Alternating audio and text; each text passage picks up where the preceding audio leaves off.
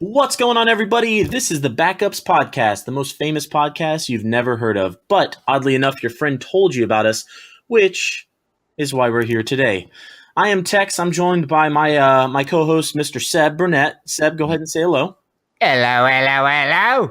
He's not normally like this, but he's always drunk. So, actually, yeah, he is always like this. So You keep your mouth shut, man. No. here's what we're gonna do. We're gonna go over 32 NFL teams in 32 days. Now, how we start this off is we're going from the best teams in the NFL. We're starting from the back. I made this comment earlier in our podcast that we're gonna start from the back, kind of like you did with your girlfriend. So we're gonna go the Patriots today. And we covered the Eagles yesterday. So here we are with the Patriots. And we want to talk about the Patriots. Number one, what are their biggest draft needs heading into the 2018 NFL draft? And where are some, players or positions that we feel the Patriots could, should, would go? Does that sound about right, Seb? Perfect. Oh, I mean, I'm just going to leave the floor to you, my friend. I mean, you love the Patriots. You've seen so much of them over the past few years. I hate you. I could give you 283 different reasons why you would love the Patriots. Maybe a hyphen in there, maybe like a 28-3. I don't know. Being a Falcons fan, I'm going to let you take the floor and kind of go over some of the biggest needs that you feel the Patriots have. So the Pats are picking 31st in the draft because they lost in the previous Super Bowl to the Philadelphia Eagles. They have actually a ton of needs right now, which I feel like is what we say every time the Patriots come up and, you're doing draft analysis for what the Patriots need. But somehow, some way, Bill Belichick, sucks the devil's dick and they win. I don't know what to tell you.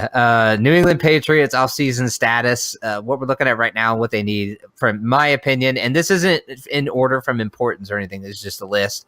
Running back, left tackle, defensive end, linebacker, cornerback.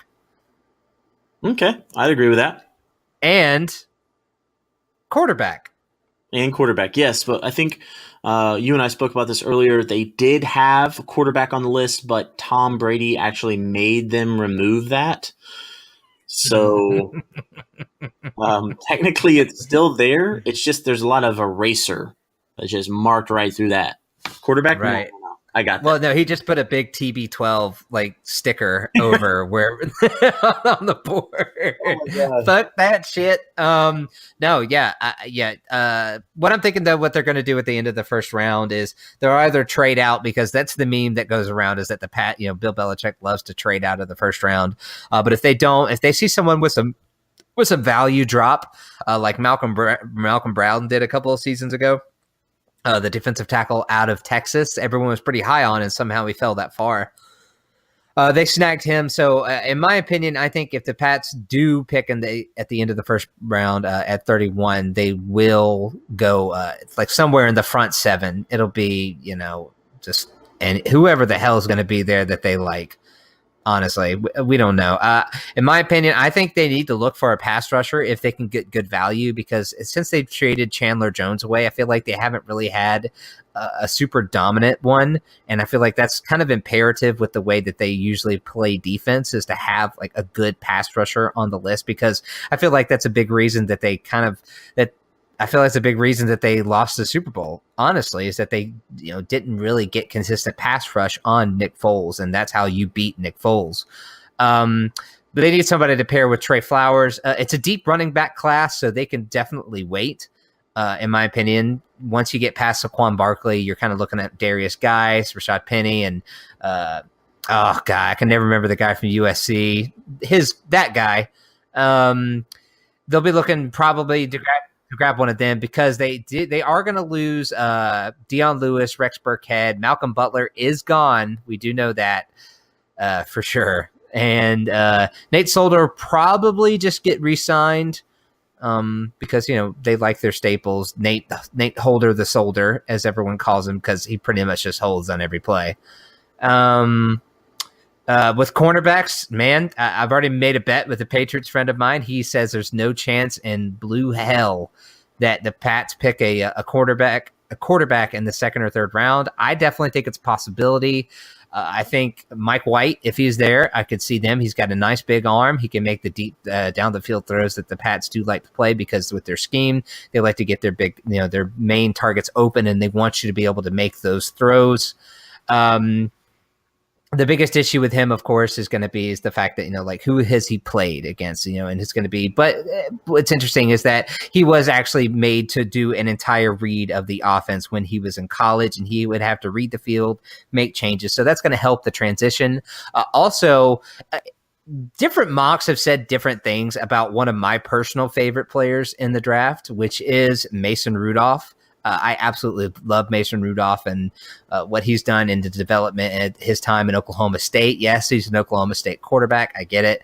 But I think if Mason Rudolph does fall to that second round some way, somehow, I think that the Pats could absolutely grab him, give him another 2 years under Tom Brady, and improve his decision making, because what Tom Brady does really well, as we all know, is he makes decisions on the field. And I think that Mason Rudolph would be able to seamlessly slide into that position once Tom Brady did decide to hang up his cleats. What do you think, Tex? Well, I know one thing is for certain. If they choose a quarterback, there is absolutely no way in hell that Tom Brady is going to help him. But aside from that, I could completely agree with you in the fact that I think that the Patriots will address the quarterback need in this draft.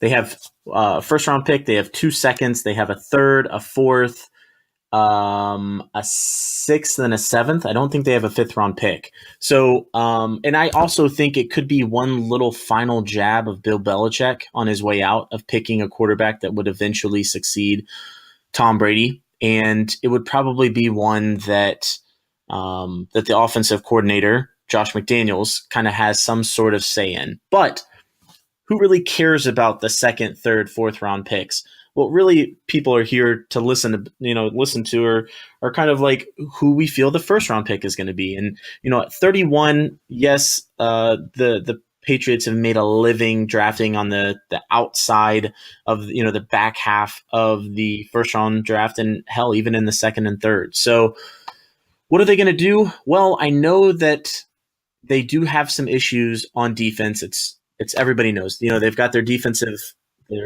end, their linebacker, and their cornerback issues. One thing that we are very, very well conditioned to see is Bill Belichick. Bill Belichick going to his familiar roots, and that is going to Alabama and finding those Alabama prospects. Bill Belichick loves them. So I honestly think one of the names you need to watch out for is Rashaan Evans, the linebacker from Alabama. With the injury to Dante Hightower this year at the linebacker position, that the Patriots were really kind of exposed in that area. And I know I'm using a cliche Alabama prospect, but hey, the proof is there. Okay, year after year, Bill Belichick has shown that he likes Alabama players, SEC players, Florida players. So I could definitely see them looking for a player like that. I could also see them going defensive end or cornerback. At the end of the day, though, they lost Matt Patricia, their defensive coordinator. They're keeping Josh McDaniels. So I feel like there's more vulnerability from the Patriots on the defensive side of the ball.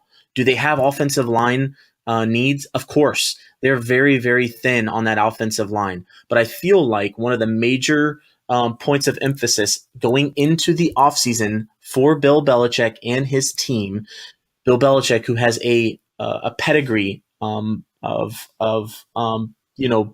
developing good defensive teams, is going to use his pick, and it's going to be the best player on their board. Okay, they're not one to reach in terms of drafting and going down the draft to pick up a player. They're gonna pick the best player at one of those 3 positions on their board. So it's at the end of the day, it's the Patriots, right? Each and every year, whenever they traded for Brandon Cooks last year, I think they had 4 picks the entire draft last year, 3 or 4 picks, and we said there's no way they're going to make it back to the Super Bowl, and yet, folks, here they were. So, but I'm right there with you, Seb. I think their defense is going to be a priority, either defensive front 7, like you said, linebacker or cornerback. I think cornerback's a little cliche because typically over the past 5-10 years from the Patriots' point of view, they've been drafting cornerbacks year after year after year and been relatively unsuccessful with that. They've had more success signing free agents. So for me, I think that they either go defensive end or linebacker, 1A, 1B. The second option would be cornerback, and then third or fourth is going to be offensive line.